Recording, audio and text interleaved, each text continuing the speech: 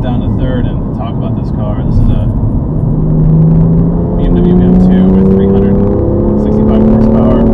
This is the Laguna Seca. It's an absolutely fantastic combination of car and track.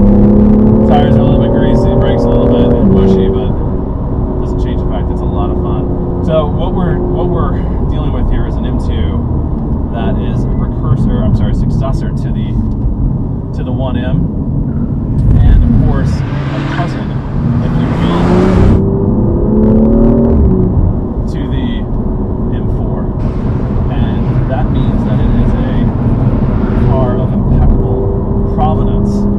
It has the same formula that made the 1M so successful, but with entirely new ingredients. Ingredients that come from the M4 and the M3 program, but are attached to a much smaller car. And I think that's the secret. I mean, put the big engine in the small car, put the big brakes on it to make it stop, and make the suspension as heavy duty as possible to cope with it all. That's what we have here. And it is incredibly successful. Where the 1M before, it was a little bit tricky and, dare I say, full of character. The M2 is just the business. It goes around corners with a level of grip and confidence that the 1M never had. It's much more akin to the M4 and the M3 because of that, and yet it has turn-in and dare I say, a tossability that the M4 doesn't quite have. I mean, it's a shorter wheelbase, it's a little bit less weight.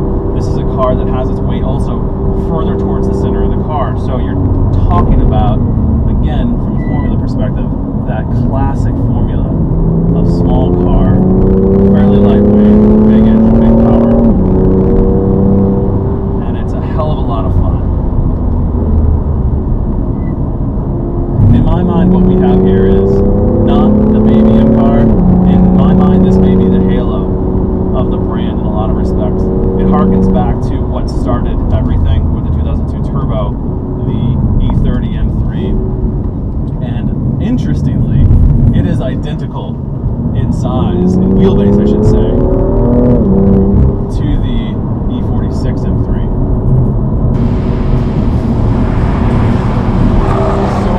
So many ingredients that really matter in this car are so right.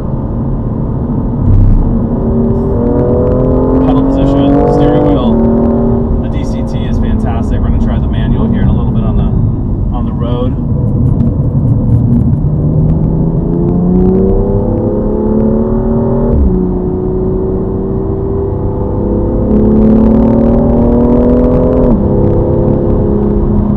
But we've got a fantastic. Slow down just a bit to let Laura catch back up, so we're all together. There she comes. A fantastic car with the M2. This is what we'd all hoped it would be. It's better than the 1M. It is faster than any M3 or any M3 that came before, I would say, the current generation. And it is incredibly satisfying. Downsides, there aren't many. I mean, this is a car that has, and I don't mean to say this in a terribly negative way, but less character than the 1M. This is a car that's more sorted. It had more time to be developed. And thus it's a car that has less drama about it. That is worth noting. That's some of the character people love about the 1M. It's not entirely gone here, but it's just not as evident.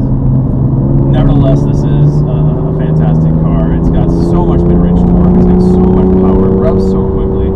The brakes, despite the fact we've been out for a while, are fantastic. I have really very little